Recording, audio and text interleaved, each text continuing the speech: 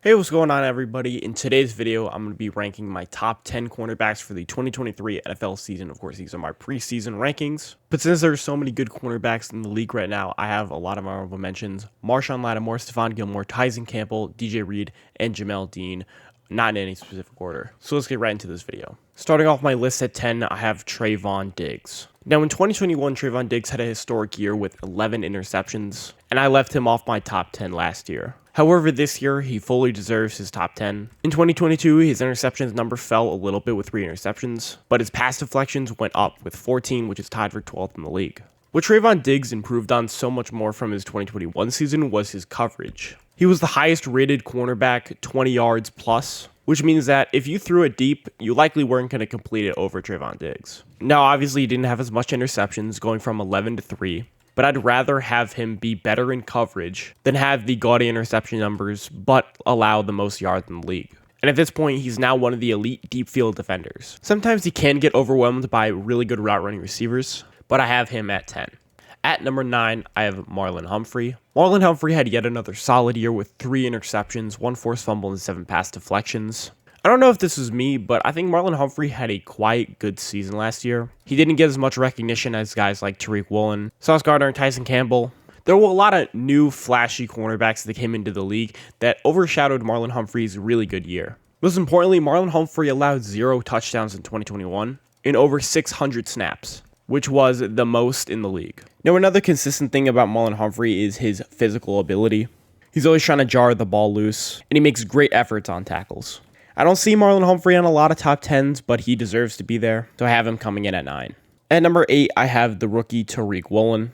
Tariq Woolen as a rookie jumped onto the scene and immediately became an elite cornerback. In 2022, he led the league in interceptions. He was tied for 4th in pass deflections, and according to Football Reference, he had the number 1 passer rating allowed. And according to PFF, he was also top 5 in passer rating allowed. Now, the 5th rounder out of UTSA was seen as a bit of a project. He was shaky in coverage in college, but he of course had elite size at 6'4", and then elite speed with a 4.26 at the combine.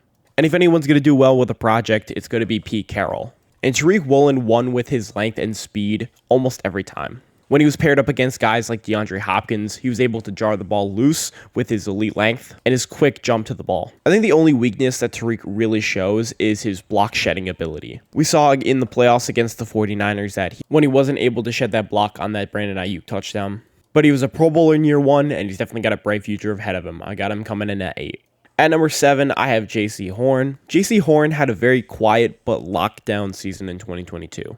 He didn't get as much recognition as other guys, but he was a big reason why their pass defense was so good. Now, Jaycee Horn had 3 interceptions, but more importantly, when you look at his advanced statistics, it really shows how good he was. According to PFF, he allowed the fewest catches, the fewest yards allowed, 0 touchdowns, and the lowest passer rating allowed according to PFF. When you allow the fewest catches and the fewest yards with 0 touchdowns, that really shows how good you are as a lockdown cornerback. However, with those statistics, he wasn't a Pro Bowler in 2022. And he was probably the biggest snub outside of Christian McCaffrey. But Jaycee Horn is a young cornerback, and he will definitely make Pro Bowls later in his career. But it's definitely going to be difficult to replicate this season he had. But I'm expecting he'll do something similar this year.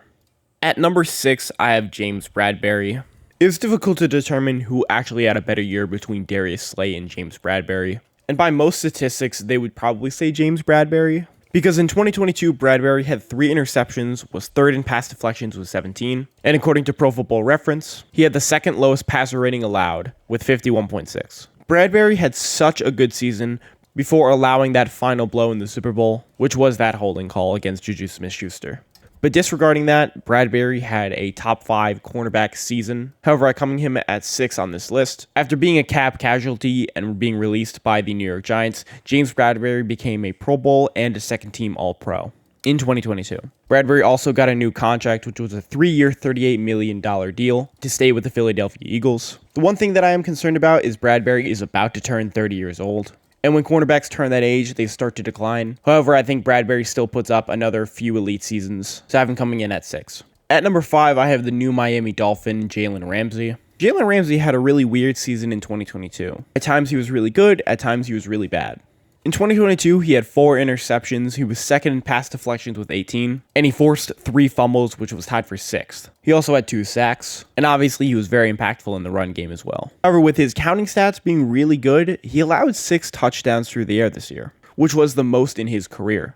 He allowed multiple touchdowns to guys like DK Metcalf and Trevon Diggs, and Mike Evans and Davante Adams also had good games against him. However, Jalen Ramsey was still elite at times. And even though some people don't have him in their top 5, I still think he's at minimum a top 5 cornerback in the league, regardless of his situation. And his situation for the Rams wasn't good last year because their offense was quite literally never on the field. But now he's joining the Miami Dolphins, who have a very potent offense, and joining defensive coordinator Vic Fangio. So I'd expect Jalen Ramsey to have a bounce back year and go back to being a top 3 cornerback. But as of right now, I have him at 5. As I had James Bradberry at 6, now I have Darius Slay coming in at 4. In the 2022 offseason, I didn't see Darius Slay on a lot of top 10 lists when I had him at 9. But this year he proved why he should have been on all of those lists. In 2022, he had 3 interceptions, 14 pass deflections, and according to PFF, he had a 59.4 passer rating allowed, which was 4th in the league. Between Slay and Bradberry, Slay was the one that really guarded the wide receiver ones, or the main targets for the specific team they were facing. And when faced against guys like Justin Jefferson, George Pickens, and Brandon Ayuk, when guarding them, he only allowed 1 catch each for those players, and he only allowed 7 yards to Justin Jefferson, who ended up winning the Offensive Player of the Year award,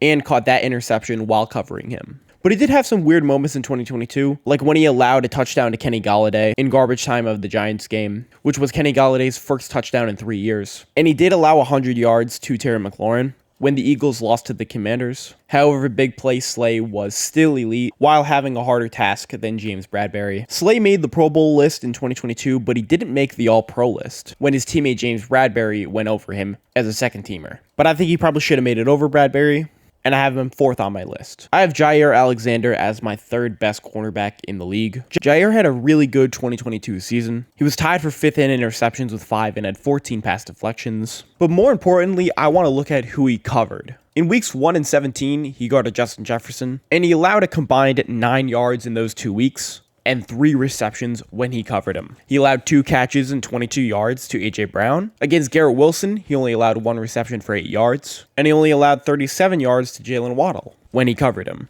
Jaire Alexander is the 2nd best balanced cornerback outside of Jalen Ramsey. He's proficient in man coverage and zone coverage. He's a good tackler. He's a good ball hawking cornerback, and of course he has lockdown ability. I had him as my 2nd best cornerback last year, and I have him as my 3rd best cornerback this year. The top 2 cornerbacks for me were the 2 first-team All-Pros. I'll let you figure out who the other one is. But I have Pat Surtain coming in at 2. Now remember when I said Jaycee Horn was an elite lockdown corner? Pat Surtain is the best lockdown cornerback in the league. Through his physicality and his coverage ability, mixed with his size and length, Pat Surtain is a phenomenal cornerback. In 2022, he had 2 interceptions, 1 forced fumble, and 10 pass deflections. Surtain was consistently asked to guard the number 1 receiver on every single game, and did a great job in covering them. Brandon Ayuk had a career worst game against him. He held Mike Williams to 0 yards. He held Garrett Wilson to 1 reception allowed against him, gave up 0 yards to Allen Lazard, and also allowed 0 yards to Travis Kelce when he guarded him. He wasn't just impactful in coverage, he was also very impactful in the run game, and Surtain and the Broncos defense allowed the 7th worst passer rating allowed, the 6th least passing touchdowns allowed. They allowed 6.3 yards per attempt, which was tied for 1st in the league with the Jets, and only allowed 210 passing yards per game, which was top 10. And Pat Surtain was a massive reason why. However, there were the 2 Davante Adams games, where he did allow 2 touchdowns and a game winner to Davante Adams. But he's a first-team All-Pro, a Pro Bowler, and he's number 2 on my list. And then, of course, at number 1, I have Sauce Gardner as my best cornerback in the league. And only in his first year playing, I already have him as my best cornerback in the league. In 2022, according to PFF in 2022, he was the highest graded cornerback, he had the lowest passer rating allowed, he had the most forced incompletions, he had 2 interceptions and led the whole league in pass deflections with 20.